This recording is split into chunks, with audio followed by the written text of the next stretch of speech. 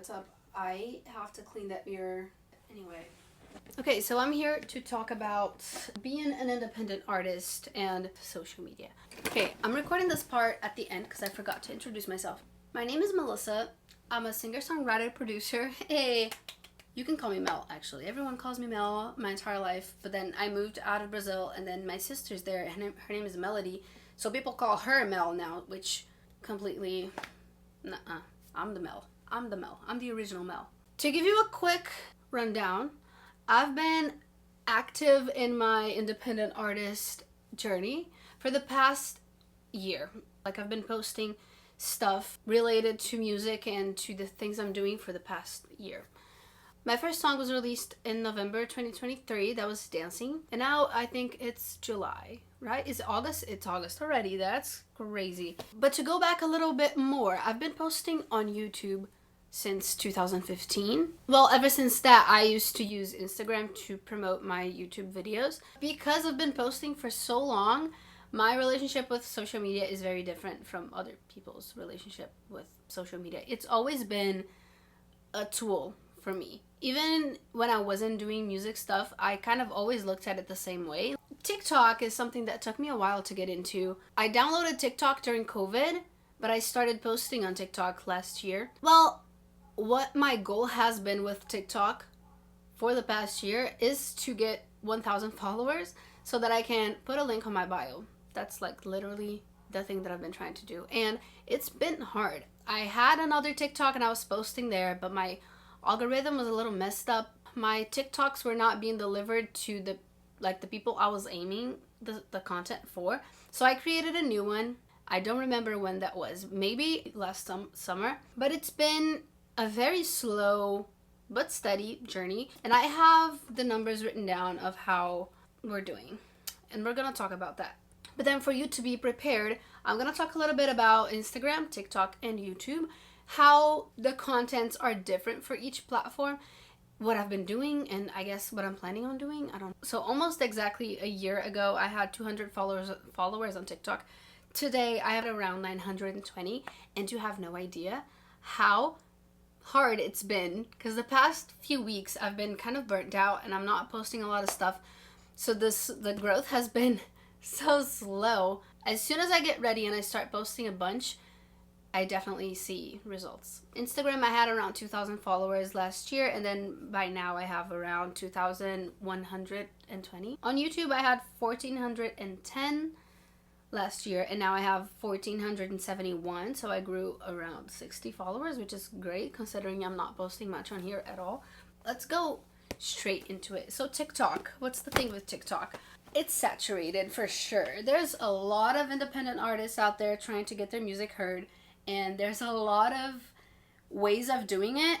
The trends start and die really quickly. So as soon as you see a trend starting, you should jump right in. After a month, it's going to be oversaturated and everyone's going to know that that's a trend and they're going to be bored of it, you know?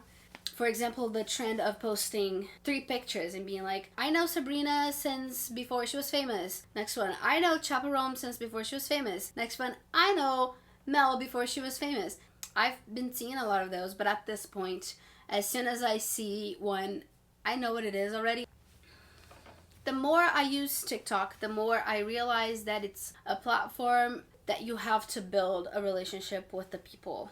It's a little different from Instagram, but I think people want to know a bit more about you as a person rather than the thing you want to promote. So I've been trying to change my content a little bit and be a little bit more myself, a little bit more present there and with the things that I talk about. So whenever I have a thought, like I was watching a TV show and then there was an ad about how you can use AI to help you write essays or emails, and then immediately I thought, wow, AI is raising a generation of people who don't know how to write emails. Crazy. So I pulled my TikTok and I recorded a video right there. I think it's a little bit more about that than planning a whole thing, but there's also space for both. TikTok is about balance. You have to have the very cured, planned, edited content, but you need to have real, I am here talking to the camera kind of video. For the next songs that I'm releasing, I am planning on connecting the song to something people already know, for example, a TV show, something that has its fandom on pop culture already. Let's see how that's gonna go, because so far, whenever I do educational content on TikTok, it immediately gets a bunch of views and comments and followers, sometimes people wanting to know more about it and asking questions. But the thing is, as soon as you artists start teaching on TikTok, you start creating an identity around being the teacher and not the artist. I follow a lot of people because of their educational content, and whenever they post stuff about their song or something they're making, it's not that I'm not interested, it's just that their image has become of an educator, not an artist. Let me just make sure it's recording. Can you imagine? So if you're on the same boat as me and you want to make educational content, just be careful to draw a line, because I think once your audience matches you to this one identity, it's really hard to break that. So Instagram is a little bit more cured, I would say. Except now people go to Instagram and use it like TikTok, so they just scroll through the videos. And I think Instagram is way more about literally giving content. It's not as much about creating deep connections with your followers. I think it's a lot more about you offering content to the people who are watching. Because if you're creating stuff but you're not posting about it, for the people who consume Instagram a lot, you're not doing anything then, because you're not showing up on their page at all. You're not present. What I've been doing with Instagram is posting a lot of reels. I used to post a lot of reels, actually. I haven't been posting as many. I've been trying my best to be consistent with stories, to be there every day, 5 days a week at least. I try to take stories of things that I'm doing throughout the day, but I also have a lot of pictures on my camera roll that every now and then I'll pull them up and put it on the stories as if I was just taking that picture. Content for Instagram, definitely shorter content. And I think music content on Instagram is a little bit tougher.